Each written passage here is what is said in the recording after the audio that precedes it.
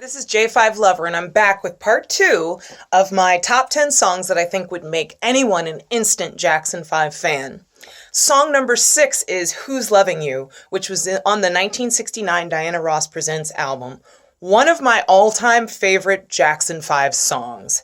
Not only is it one of my favorite songs, it was actually a cover, ironically, by Smokey Robinson and the Miracles back in 1960. But the Jackson 5 nailed the song. They nailed it so much. Michael Jackson's vocals nailed it. He just nailed it so much that Smokey Robinson had to stop performing the song because people thought that he was doing the Jackson 5's song. I love the Ed Sullivan performance, if you've ever seen that they do. It's actually, to me, the highlight of their first appearance. Michael with the suede vest and the purple hat just looks amazing. And just when he hits that high note at the end of the song, it's unforgettable. It's unbelievable. It brings you chills. One of the best songs ever. Very soulful rendition. In fact, a lot of Motown artists covered that song, but none of those versions pale in comparison to the Jackson 5. Song number 7 for me is Oh How Happy. This was also featured on the 1970 third album, and Jermaine sings vocals on that. It's a very kind of soulful, spiritual kind of song. It's got a very upbeat tune. It's a very upbeat tune. It was actually written by Edwin Starr, who also is the writer of the hit song War. Ha! What is it good for? Yeah, I love Edwin Starr. The song was originally written for The Shades of Blue, but once again, their version pales into comparison to the Jackson 5. Definitely one of those songs that I think will have you humming and tapping long after you've heard it. Song number 8, Forever Came Today, came out on the Moving Violation album in 1975. By then, Michael's voice had really matured. In fact, I feel like it sounded a lot like it would for the rest of his career.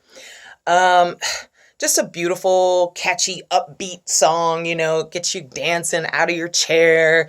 Was definitely a huge hit for the Jackson 5. But what's funny is a lot of times my favorite Jackson 5 songs aren't necessarily the big hits. But of course, this one, you can't not notice it. One of their best tunes ever. And song number 9 for me would be Ain't Nothing Like the Real Thing, which came out on the 1972 Looking Through the Window album. Also, there's a great performance of that song on the Flip Wilson show from back in 1972. But I feel like I love those songs, those Jackson 5 songs where Michael and Jermaine pass the vocals back and forth to each other. I mean, they do it so effortlessly. They do it like two football players, on their way to a touchdown. Like, they just pass the song to each other so smoothly, so effortlessly. It's almost like they don't even have to think about it. They could probably do that in their sleep. And the song was originally actually sung by Marvin Gaye and Tammy Terrell, which I actually really, really love that version too. But I think the Jackson 5 really bring kind of a different look, a different sound, a different outlook to the song. Their version is very, very good. And I think it would definitely turn your head and make you think again. Once again, Jermaine has those smooth, silky vocals, and Michael can be very insistent and very, he sings with so much conviction. And I love that.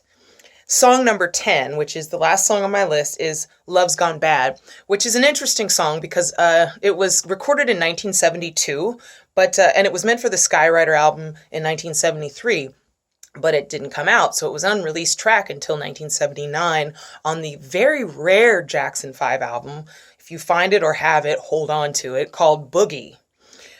I love that song. Once again, Michael sings with such strong conviction.